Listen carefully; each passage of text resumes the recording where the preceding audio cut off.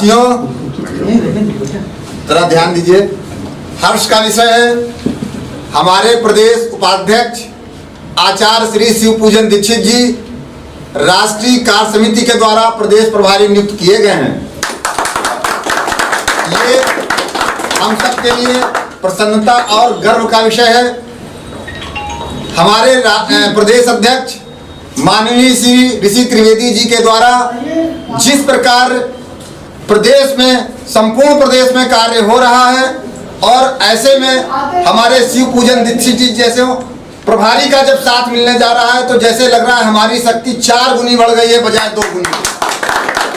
अब हमारी जो स्पीड थी प्रदेश में संगठनात्मक विस्तार करने की, चुनाव की रणनीतियों को तैयार करने की, हमारे प्रदेश अध्यक्ष के निर्देशानुसार हम तेजी से जब आगे चलेंगे तो हमें हमारे माननीय प्रभारी जी आचार्य श्री शिव पूजन जी का पूर्ण मार्गदर्शन और आशीर्वाद प्राप्त होगा, ऐसा मेरी मनोकामना है।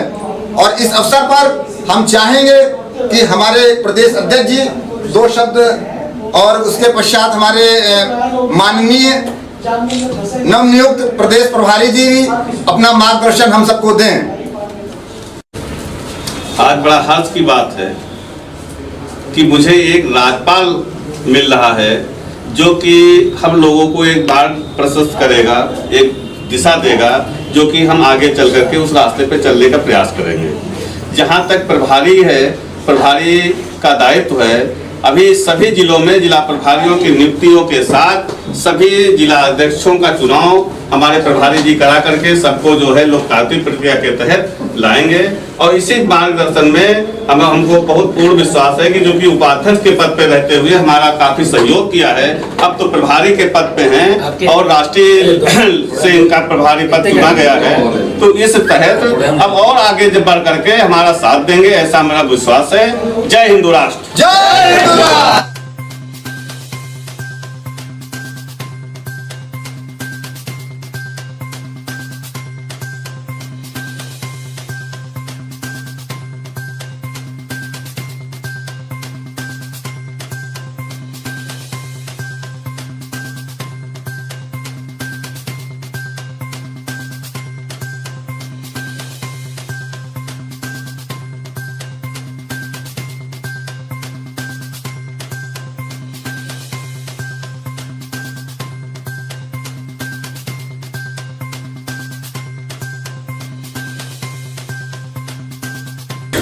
अखिल भारत हिंदू महासभा जिंदाबाद जिंदाबाद। नमस्कार, मैं अर्चना आपका स्वागत करती हूँ हंगामा टाइम्स में। आज मैं आपको लेकर के आई हूँ अखिल भारत हिंदू महासभा में, जहाँ पे 2022 के चुनाव के लिए अखिल भारत हिंदू महासभा ने अपनी कमर कस ली, क्योंकि नए नए पदों की नियुक्ति हो रही है।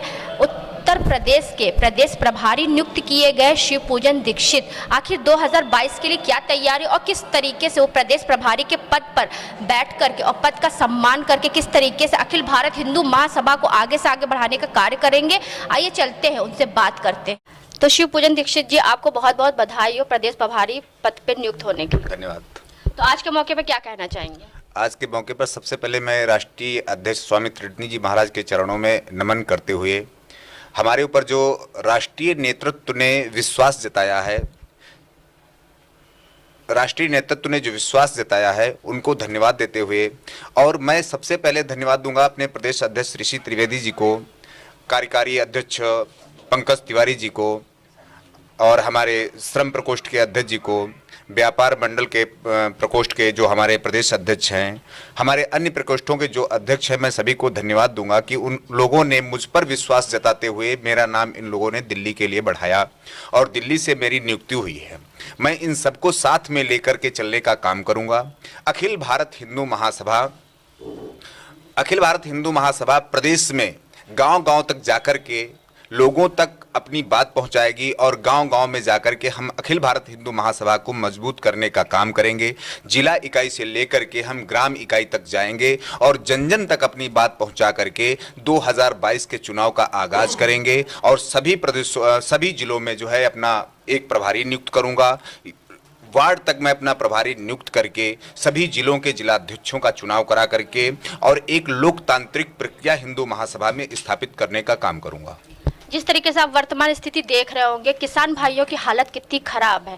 अगर 22 में आपकी सरकार आती, जिस तरीके से प्रदेश अध्यक्ष बोलते हैं कि वो किसानों भाइयों के लिए ज़्यादा से ज़्यादा कार्य करेंगे, तो आपकी कितनी जिम्मेदारी रहेगी इस कार्य को आगे बढ़ाने की? जैसा कि लोगों ने पहले कहा कि किसान अन्नदाता होता है और वास्तव में किसान अन्नदाता होता है। मैं शहर में रह कर के खेती करने नहीं जाता हूं, मैं खेती करके न खाता हूं, मैं किसानों का दिया हुआ अन्न खाता हूं। यद्यपि मेरे पास सोना चांदी हीरा मोती जवाहरात चाहे जितना हो, लेकिन अगर मेरे पास अनाज अन्नदाता नहीं देगा तो हम नहीं खा सकते। इसलिए हमारी प्राथमिकता और हमारी पार्टी की प्राथमिकता और हमारे अध्यक्ष माननीय ऋषि त्रिवेदी जी की प्राथमिकता है, सर्वप्रथम हम किसानों को ऊपर ला करके और किसानों का उनका समर्थन मूल्य जितना चाहिए उतना दिला करके, और किसानों की जो समस्याएं हैं, जैसे गन्ना का मूल्य जो है लोगों को सालों तक, पहली बात तो गन्ने का मूल्य बहुत कम है, दूसरी बात गन्ने का मूल्य बहुत कम होते हुए सालों तक जो है उसका मूल्य उन्हें प्राप्त नहीं होता है। सालों वो लोग भटकते रहते हैं, किसी के चक्कर काटते, अपना ही धन देते हैं, मिलों में जाकर के गन्ना लगा करके आते बेचारे हैं, फिर साल भर भटकते हैं,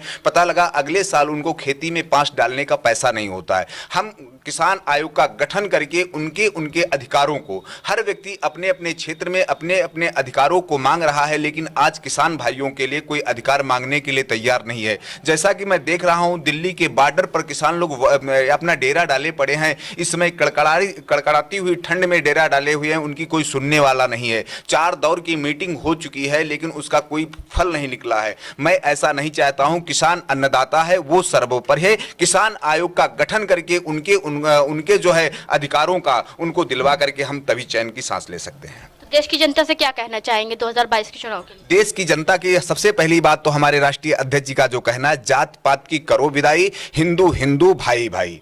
हमारी पार्टी में अखिल भारत हिंदू महासभा में हिंदुओं का सैनिकीकरण करना है। हमें हिंदुओं का सैनिकीकरण करके हम अपने अधिकारों को पहले तो मांगेंगे, अगर नहीं मिलता है तो मैं उसे छीन करके लूंगा। ये हमारा और हमारे राष्ट्रीय अध्यक्ष जी का जो है हिंदुत्व के प्रति एक एजेंडा है। हमारी पार्टी में हिंदुओं के अलावा और किसी की जगह नहीं है। अखिल भारत हिंदू महासभा जिंदाबाद जिंदाबाद। आपको बहुत बहुत बधाई ऋषि जी, जिस तरीके से आपका संगठन तेजी से बढ़ रहा है। बहुत बहुत शुभकामनाएं, आभार। तो आज के बैठक पे क्या कहना चाहेंगे? आज प्रदेश प्रभारी जी की नियुक्ति हुई थी। अभी राष्ट्र कार्यकारी जी अध्यक्ष जो हैं हमारे रविंद्र कुमार द्विवेदी जी, वो उपस्थित नहीं हो पाए, रास्ते में हैं, लेकिन उनको कुछ समय लग रहा है, इसलिए ये कार्यक्रम संपन्न कराया गया है। लेकिन वो अभी आएंगे, जैसे ही वो आएंगे वो कार्यक्रम हम लोग आगे बढ़ाएंगे उसको, और जैसा कि मार्गदर्शन होगा राष्ट्र कार्यकारी अध्यक्ष जी का, उस हिसाब से हम लोग आगे का रास्ता प्रशस्त करेंगे। तो जिस तरीके से आपकी 22 की चुनाव की तैयारी है और आपका संगठन तेजी से बढ़ रहा है, तो आने वाले चुनाव के लिए भारत की जनता से वोटों की अपील किस तरीके से करेंगे? अभी दिसंबर 20 में हम लोगों का प्रदेश अधिवेशन है, इसी के साथ राष्ट्रीय अधिवेशन है अयोध्या में। तो उस अधिवेशन में सारी चीज़ें क्लियर होंगी, कैसे किस सिस्टम के तहत हम लोगों की जनता के बीच में आएंगे। जैसे किसान आयोग की बात है, हम लोग किसान आयोग की बात कर रहे हैं, किसान आयोग की मांग कर रहे हैं। जब तक किसान आयोग नहीं बनता है तब तक हमारा किसान खुशहाल नहीं हो सकता। मैंने पूर्व में भी मुख्यमंत्री जी को भी ज्ञापन दिया है कि किसान आयोग का गठन किया जाए, लेकिन अभी तक उस पर भी कोई कार्रवाई नहीं बनती। यदि हम सत्ता में आते हैं या सत्ता में हमारी भागीदारी होती है, सर्वप्रथम काम होगा किसान आयोग का गठन करना। जब तक किसान आयोग का गठन नहीं होता है, किसानों के मूल्य का निर्धारण नहीं हो सकता है, चाहे गन्ने का मूल्य हो चाहे धान का मूल्य हो। इस समय धान के जो खेती का फसल हुई है उसमें किसान मजबूर है 1000-1200 रुपये कुंटल धान बेचने के लिए, जबकि सरकारी रेट है 1800 से 2000 रुपये। लेकिन मजबूरी है उसकी कि वो सरकार तंत्र जो है वो उतना ले नहीं पा रहा है, कि उनके जो क्रय केंद्र हैं वो भी बंद चल रहे हैं, उस पर पूरा सप्लाई नहीं हो पा रही। इसलिए जो है जब तक किसान आयोग का गठन नहीं होगा और जब तक फसल की उपज जो है किसानों के खेत से नहीं उठेगी, तब तक किसान खुशहाल नहीं होगा। ये थे हमारे साथ में अखिल भारत हिंदू महासभा के पदाधिकारी। 2022 की क्या तैयारी है, हम भी अपनी देश की जनता से यही कहना चाहेंगे, 2022 में ऐसी सरकार लेकर के आए जो सबका साथ सबका विकास नहीं, सबका साथ सबका कल्याण करे। इसी के साथ मैं अर्चना आपके इजाजत चाहूंगी। धन्यवाद।